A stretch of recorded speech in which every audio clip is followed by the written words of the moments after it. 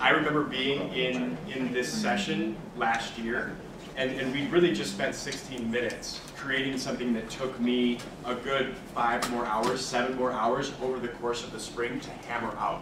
So those of you that might be feeling a little nervous about it, you're golden, because you just have the seed. You know now the process and the framework through which to think to make sure that the vision you have is rooted in the core values, rooted in partnership, respect, and trust, and rooted in valuing, creating a welcoming environment that values people from all backgrounds. So that's the vision part. To reiterate where we're going next, you must take proactive action to make this a reality. So this vision that you uphold, if you don't do anything to make sure that it happens, it won't happen. So that's actually going to be the next part of what we do. Before we even look at handout 1 again, I just sort of want to take you through my thought process of thinking about the actions you take to set up a vision. And I think it's like a teacher building investment with their students. The same things, you explicitly define what these elements of culture you want are. You build I can, you build I want, and you use role models. So I just want to take you quickly through my frame of thinking about how I put these actions in place that set this vision up for success. And so I made this quick table. I'm not going to run through the whole thing, but what I want to point out is I think there's 2 pieces to putting actions in place. There's the strategy, which is what you want to do, right?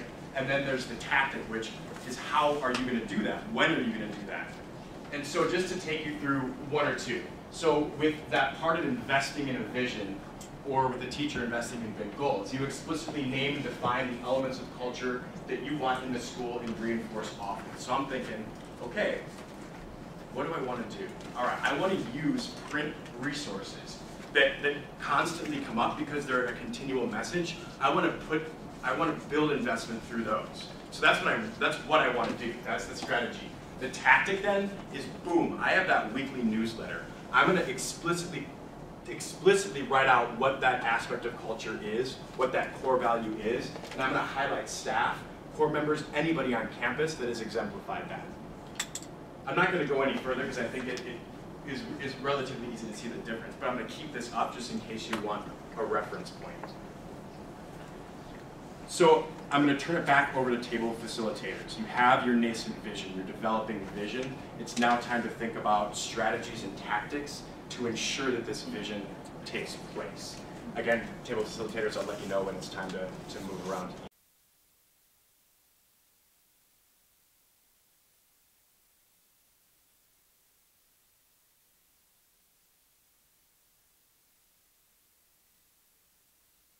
Listen or hear conversations amongst core members, maybe discussing methods that they're using, or making suggestions to each other, or even core members proactively seeking out other resources.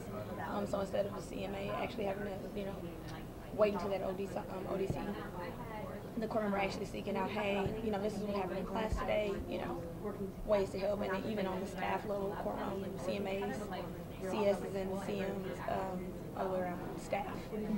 Just having conversations with each other, collaborating, talking about core members that are struggling, and even on the maybe finding other ways to have these conversations with core members outside of the regular framework. Yeah, I think holistically, just speaking to one specifically, I feel like our core members will know that our core members have internalized them.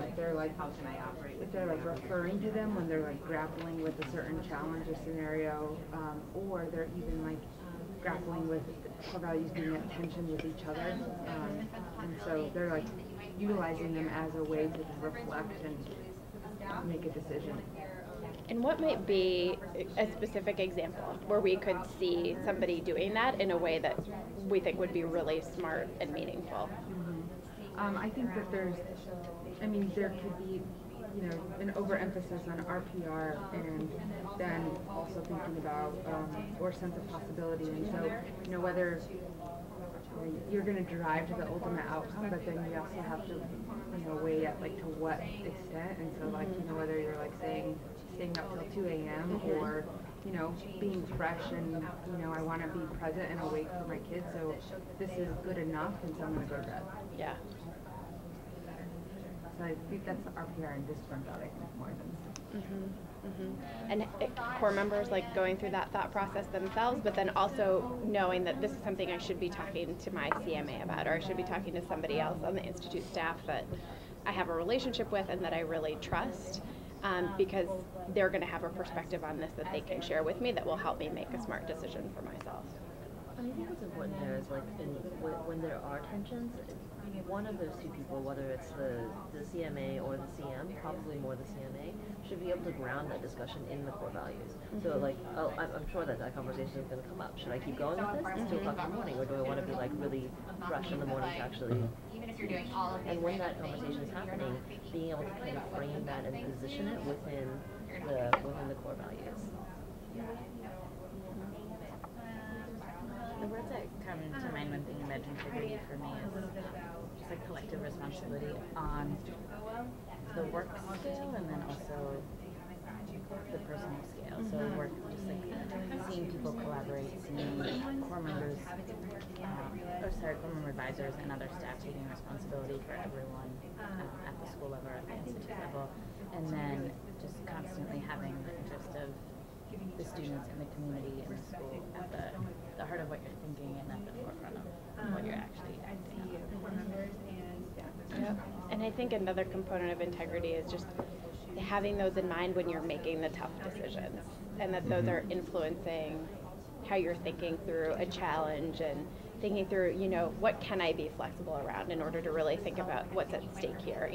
A concrete example is thinking about lesson plan review deadlines, for example, for a particular core member that maybe is really deeply struggling in a particular way, or they have some extenuating circumstances that would make it incredibly challenging for them to meet a published lesson plan deadline. And it's the choice, like, do they meet it and stay up until 4 o'clock in the morning, or do we think about an alternate way for them to still get to the same outcome that doesn't require them to do that? And so, like, just having, I think, the integrity and the understanding of what we're working towards when you're making those choices, and knowing what you can be flexible about as a school leader. Mine was respect and humility. And I think it's so critical because I feel like a lot of times when people are extremely talented and enjoy a lot of success, like people we're going to be working with are, maybe the last thing that keeps them from growing is the fear of not being seen as successful. And so how critical it is to seek feedback, not be defensive when feedback comes. Ask questions, be vulnerable about shortcomings. So these types of things being just conversations that are happening. Acknowledging others' strengths and weaknesses and focusing on others, and having honest feedback, because there's not a sense of, am I going to offend them, am I going to be offended? It's just like, let's forget about ourselves, and very much aligned with integrity, like that sense of being true to ourselves and being true to the mission to which we've committed ourselves above our own pride. One thing you said that I think is just so important, that is part of respect and humility, that I think sometimes we unintentionally overlook, is valuing the strength that other people bring and thinking how important that is at Institute, and acknowledging the incredible amount of leadership experience that our core members are coming to us with, and thinking about how do we actually draw that out and maximize it and appreciate it, instead of making them feel like, oh my gosh, I'm so bad at this, I have nothing to share, but really helping them see, actually, like, you're here because we believe that the experiences you had will help you be successful. So let's think about how we can pull those out. Okay, so let's move on to box number 2 on our handout. So thinking about, in addition to what we've already talked about related to the core values now, if somebody spent a day at your school, what would convince that visitor that your school has a very strong sense of partnership, trust, and mutual respect between staff and core members? So take a moment to jot down some thoughts about what that visitor would need to see to be convinced of that.